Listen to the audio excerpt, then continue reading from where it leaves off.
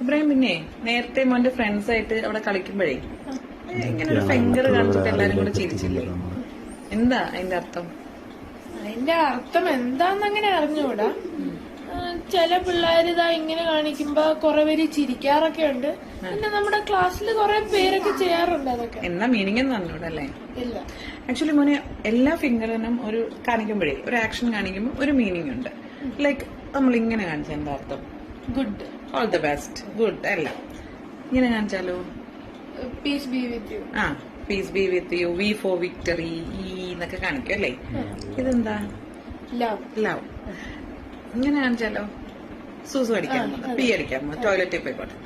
അതുപോലെ തന്നെയാണ് ഈ ഫിംഗർ കാണിക്കുന്നത്. പക്ഷെ ഈ ഫിംഗർ കാണിക്കുന്നതിന് ബാഡ് ആൻഡ് ഇൻസൾട്ടിങ് അർത്ഥങ്ങളാണ്.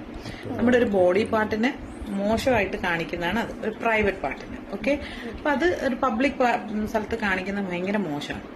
നമ്മുടെ ഒരു കൾച്ചറിന് അല്ലെങ്കിൽ നമ്മളെ വളർത്തിയ രീതിക്ക് ഒന്നും അത് ചേരുന്നതല്ല.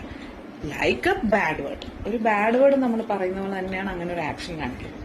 യു നോ സംതിങ്, ഇങ്ങനെ ഒരു ആക്ഷൻ ഒരു പെൺകുട്ടിയെ നോക്കി കാണിച്ചാലൊക്കെ കേസ് വരെ എടുക്കാം. തെറ്റാണ്, കുറ്റമാണ്, നിയമവിരുദ്ധമാണ്.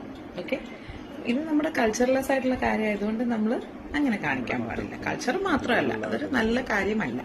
ചീത്ത പറയുന്ന പോലെ, ബാഡ് വേർഡ് പറയുന്ന പോലെ മോശമാണ് കേട്ടോ. എല്ലാ ഇങ്ങനെ ഫിംഗർ ആക്ഷൻസിനും ഓരോ മീനിങ്സ് ഉണ്ട്. ഓക്കെ. ഓക്കെ.